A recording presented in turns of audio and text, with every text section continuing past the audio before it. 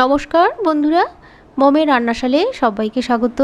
আমার আজকের রেসিপি ঝিঙে আর পটলের একটা বড়া ভেজে নিয়েছিলাম। সেই পটলের বড়াটা দিয়ে আলু দিয়ে একটা তরকারি বানিয়েছি। খুব সহজভাবে হাতের কাছে থাকা উপকরণ দিয়ে মুখের স্বাদ বদলানোর জন্য এই রান্নাটা আমি করেছি। সঙ্গে থাকুন, দেখুন। প্রথমে আমি সবজিগুলো কেটে নিচ্ছি। কেটে খুব ভালো করে ধুয়ে নিচ্ছি। পটলগুলো দেখুন এরকম গোল গোল চাকা চাকা করে কেটেছি, মানে একটু তেরচা করে। ওগুলো দিয়ে বড়া ভাজবো।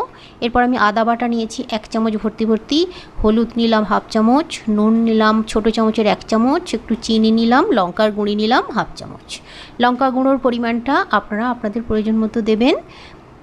এরপর আমি বেসন নিয়ে নিচ্ছি একটা বাটিতে, ভর্তি ভর্তি বড় চামচের, মানে হাতার 2 চামচ। তার মধ্যে একটু আলু সেদ্ধ দিলাম আর একটু হলুদের গুঁড়ি, নুন দিলাম পরিমাণ মতো, একটু গোলমরিচের গুঁড়োও দিলাম খেতে ভালো লাগবে বলে। দিয়ে পটলগুলোকে এইভাবে দিয়ে চামচ দিয়ে আমি তেলের উপরে দিয়ে দেব। প্রথমে আমি এই বড়াটা ভেজে নেব। গ্যাস অন করে কড়াই বসাচ্ছি। কড়াইয়ের মধ্যে তেল দিলাম। এই রান্নাটা সর্ষের তেলে করলে খুব খেতে ভালো লাগবে।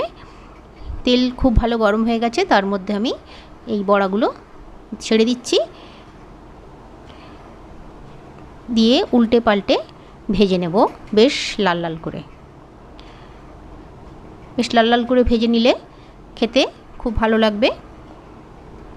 আমার রান্না আপনাদের কেমন লাগছে অবশ্যই কমেন্ট করে জানাবেন।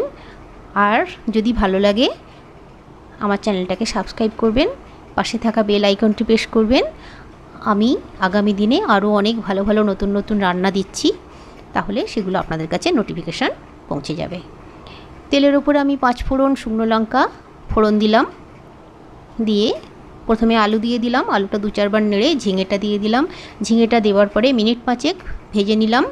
তারপরে মশলার জলটা এর মধ্যে দিয়ে দিলাম, মানে পুরো মশলাটা এর মধ্যে দিয়ে দিলাম। দিয়ে খুব ভালো করে কষিয়ে নিলাম।